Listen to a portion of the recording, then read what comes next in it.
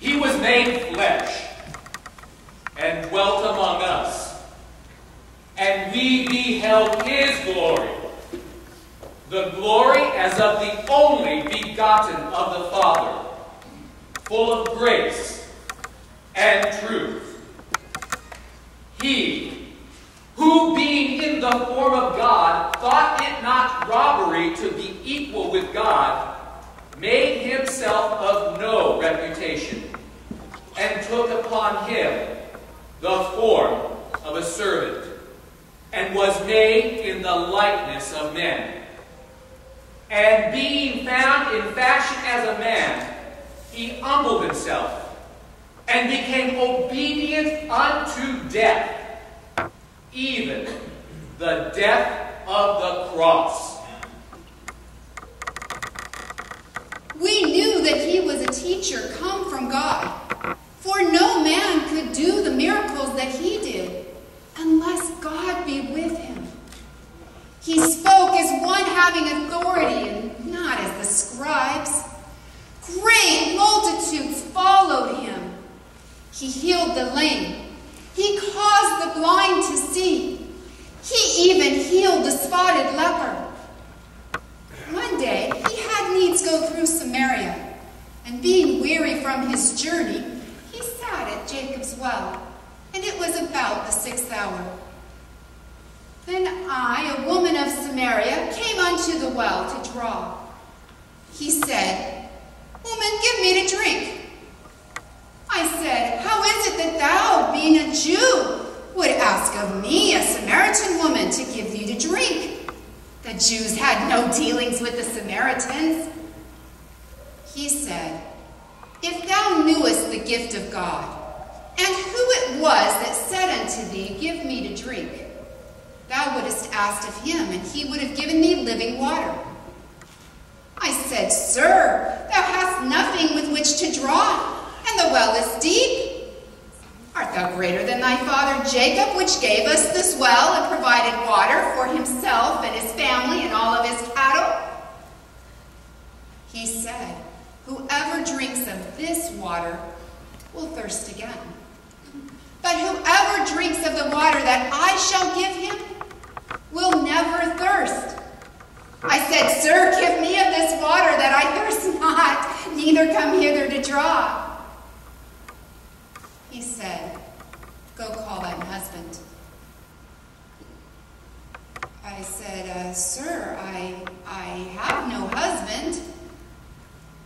He looked at me, and he said, Thou hast well said, thou hast no husband, for thou hast had 5 husbands, and he whom thou now hast is not thy husband. Of this thou saidst truly. I said, Sir, I perceive that thou art a prophet. Our fathers tell us that we should worship here in this mountain. But the Jews say that they should worship in Jerusalem, that that's where men ought to worship God. What say ye? Woman, believe me, the hour is come, when neither in this mountain nor yet in Jerusalem shall men worship the Father. You worship, you know not what. The Jews know whom they worship, for salvation is of the Jews.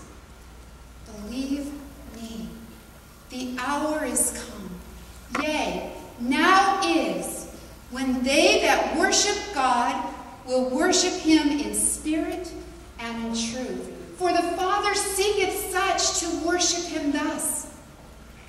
The Father is a spirit, and they who worship him must worship him in spirit and in truth. I said, Sir, I know that when Messiah comes, he will teach us these things. He said, I that speaketh to thee am he. When I realized what he was saying, I dropped my pots. I ran into the city, calling to the men, Come, see a man who has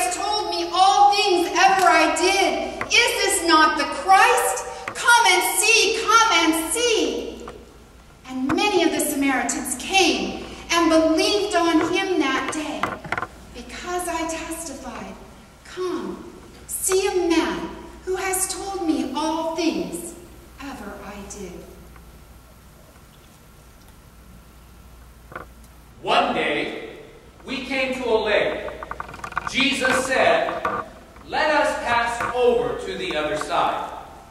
So we launched forth. As we sailed, Jesus fell asleep. There came a great storm of wind.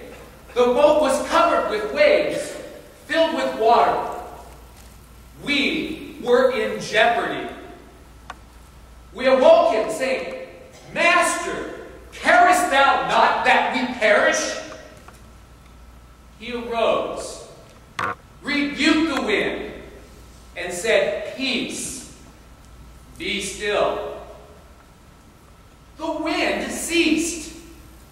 There was a great calm. We marveled, saying to ourselves, "Behold, what manner of man is this, that even the winds and sea obey him?"